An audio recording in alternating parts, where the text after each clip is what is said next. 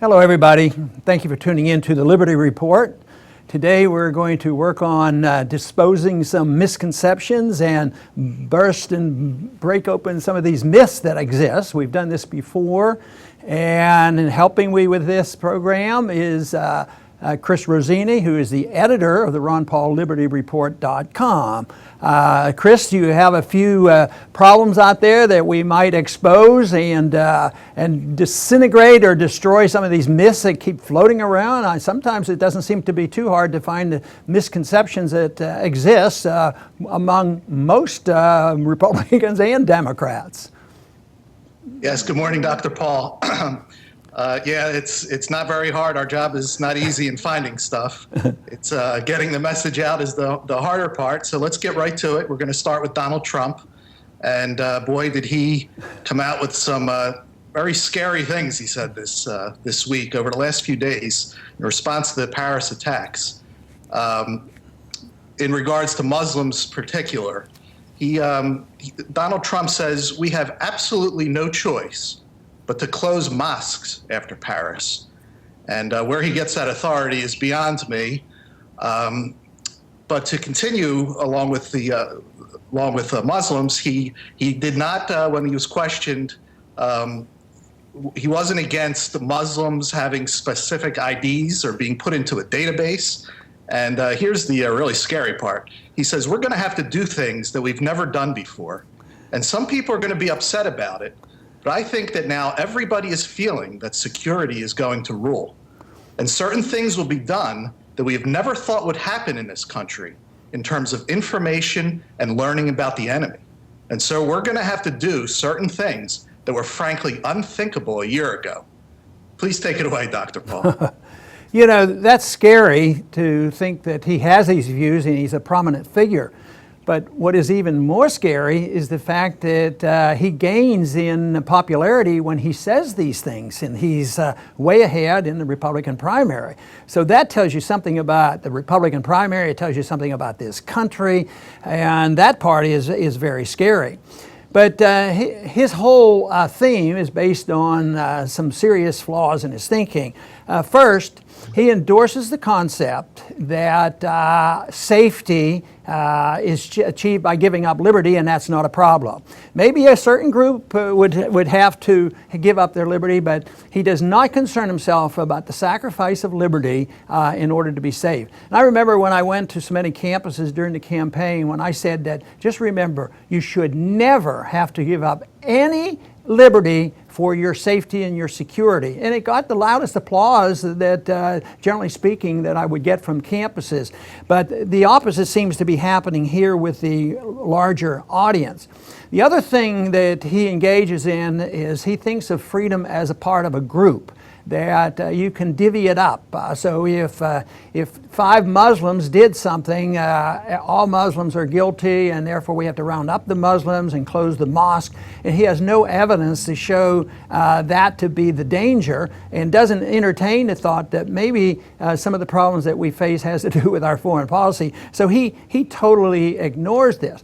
But I would also say that he participates in the hysteria that has gone on since the killings in Paris. 128 people were killed, which is rather serious. But it's in France. It wasn't on our street.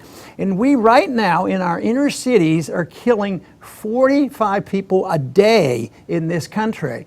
And Chicago is a murder capital of the world, and we know a lot more about there, but there is no concern about the people who are getting killed and murdered in our inner cities, and the reaction there is minimal compared to this hysteria and the willingness to sacrifice even more liberty, just as we did after 9/11. So even though this did not hit home, we're still willing to undermine our liberties even more so. This doesn't mean that we shouldn't be concerned, because I've always said be worried, because it will come home to roost. But if you don't consider the fact of why it's happening, this is not going to solve the problem. But the most important thing for people to think about is that rights are individual. and you should not think, you should not give privileges to groups, and you shouldn't punish groups, and you should never sacrifice liberty because you think you're going to be safer. That is not the prime purpose of government. In our system, at least, the purpose of our government, it has been said so many times and we ignore, and that is that the government exists to protect our liberties, not to have perfect safety, whether it's economic safety or physical safety. Yes, very well said. Next, let's move on to earmarks. Back in 2011, Congress banned earmarks, supposedly. Earmarks, for those who don't know, are special interest spending projects that congressmen sneak into bills. And even though they're banned back in 2011, much like how people do drugs, even though they're banned or illegal, congressmen find ways to get earmarks into bills nevertheless. And in 2015, $5 million worth of special spending projects for special interests have made it into appropriation bills. Dr. Paul, back when you were in Congress, our opponents would always try to corner you on earmarks because even though you never voted for even one earmark, you did submit them appropriately, and you had your reasons for doing so. Please address this now. Well, I think the earmark thing is sort of interesting and fascinating, but there's so many misconceptions. To vote against earmarks is very popular. It's the fiscal conservatives love it, and then they brag about it. But then, like you say, they sneak these things in. But the military-industrial complex, if you have a weapon being built in your district and you vote for it, that's not an earmark. But the other principle that I always challenge, and sort of a pet peeve of mine, is that earmarking is the responsibility of the Congress. Well, they should earmark. I mean, you take the money from the people, then you spend it, but you can't just pass it out in lump sums. And the whole point about the earmarks, why they bugged me the most, was if the Congress didn't designate how that money should be spent, then it goes to the administration. So I claim that the Congress has this responsibility. They should earmark everything, but then I would endorse that principle, but then vote against all the spending. And I was accused of being inconsistent, but I was trying to make the point that the Congress does have this responsibility, but the real important issue is the Congress shouldn't be doing these things. They shouldn't be appropriating this money, and they should be voting against this spending. But quite frankly, I've been on the short end of that argument, and not too many agree with me. And already they get around it, because it's hard to stop that from happening. And they will bury things in the bill. And the big issues like the military-industrial complex and other special interests, those are all earmarks as well. Right. This next subject is actually a new one for me. I never knew of this, and our viewers may want to sit down, and if you're listening to the podcast, you may want to sit down for this one too. It's called stop and seize. Now, I've heard of stop and frisk by policemen, but I've never heard of stop and seize. And what stop and seize is that police are able to confiscate a person's property without making an arrest and without a warrant. They can basically take your stuff. And last year, police have seized $4.5 billion worth of property, personal property. Now, to put that into perspective, all the burglary offenses amounted to $3.9 billion in stolen property. So in essence, police are stealing more property than actual burglars. Well, please address this. Well, the most important principle is being violated there comes from Bastiat. Government should never be able to do anything that you and I can't do. So if we can't stop somebody on the highway and take what we want, if we want their car or whatever, that's called theft. And fortunately, that's still considered illegal and we can get into trouble from that. But not government. They do not have to prove anything. And if their local departments are subsidized because they can keep this equipment, there's an incentive for it. And this is, if you subsidize something, you get more of it. But the worst part about it, there's pretty good evidence to show that even this doesn't work honestly. You would say, well, if they confiscate a car, they're going to sell the car and the money's going to go into the kitty and you can record this. But there's records to show that who knows where this stuff goes, and sometimes it gets lost, and sometimes what if they confiscate cash and they have $1 million in cash? Do you think it always gets handed over? So it's a terrible process. They claim that the property committed the crime, but the owner has no rights. And once again, it's a violation of liberty. It's a violation of the principle that the government should never be able to do anything that you or I can't do, but that's being violated all the time as well. But this is a notion that is getting more attention, but it's a takings, and they should not be able to take it. Now, if they're a bank robber and they have something in the car, yes, the person should be arrested and it should go through the process and the money returned, but not given to the people who do the arrest. I don't know who invented this, but for the policing agencies, which are under attack now, deserve close attention on what's going on here. Because as long as you subsidize seizing assets and benefiting by it directly and indirectly, you will have plenty of it. But if we stuck to the principle of private property and the rule of law, this would be abandoned. It would be abolished. It would not be permitted. Yes, that is correct. Next, let's go back to some foreign policy. This is a all too common myth. You see it everywhere, especially Republicans.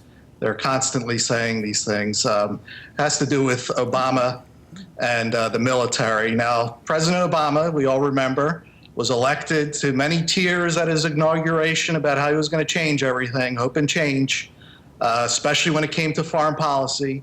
But not only did he not stop the two wars that were going on, he's kept them going, and he's added a third one on top. He's also bombed 7 separate Muslim nations. So this was not, there was no change here. It was escalation. However, if you listen to the Republicans, and we're going to quote Jeb Bush here, he says the next president will take office after an 8-year drawdown of American military power.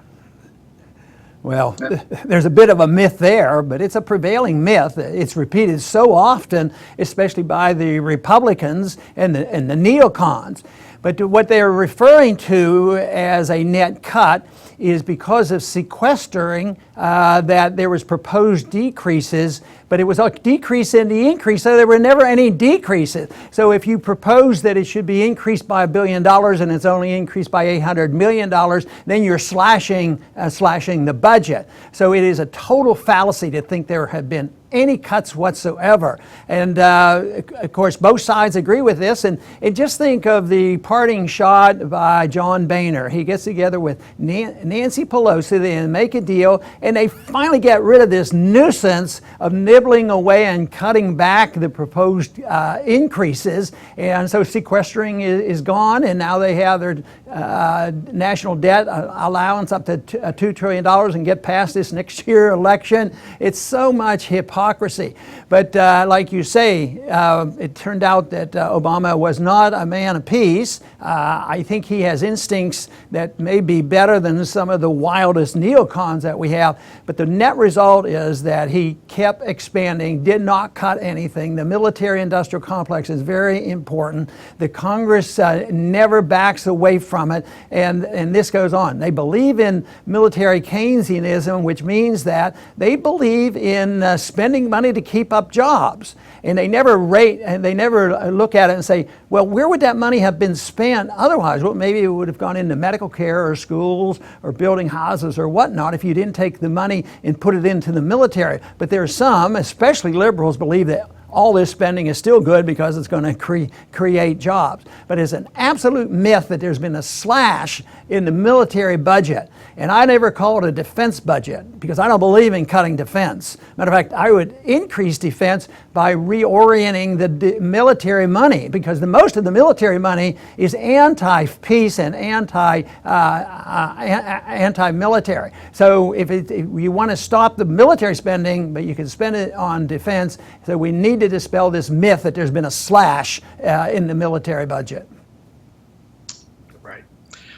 Finally, Dr. Paul, we're going to throw a curveball here for our viewers, and we're going to abolish the myth that Paul Krugman is always wrong.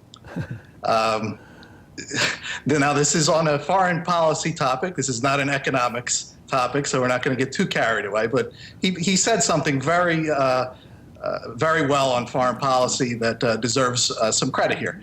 So in response to the Paris blowback that has occurred, Paul Krugman says, a much bigger risk in practice is that the targets of terrorism will try to achieve perfect security by eliminating every conceivable threat, a response that inevitably makes things worse because it's a big, complicated world and even superpowers can't set everything right.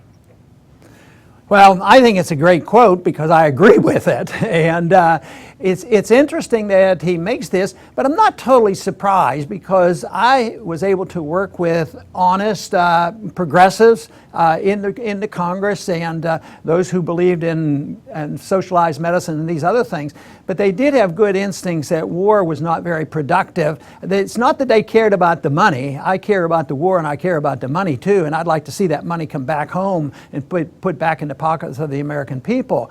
But this whole thing that he is highly critical of the Bush foreign policy, I think is very, very good. But it ought to set the stage for us having an opening with people who disagree with us on some issues. There's no reason in the world why libertarians and true constitutionalists couldn't work with liberal and progressive Democrats who would agree that the initial step in trying to bring about reforms are working on the things that we agree on, and that would be certainly to change the foreign policy. Because if we could change the foreign policy and cut down on the spending, actually indirectly it helps us on our civil liberties because we have less threat of terrorism and no more excuses for cracking down on the privacy of American citizens, less chances of anything like 9/11 occurring. So to change the foreign policy is a tremendous benefit. So I think that we should be very open to this. And then later on, if we communicate with individuals like that, maybe some other day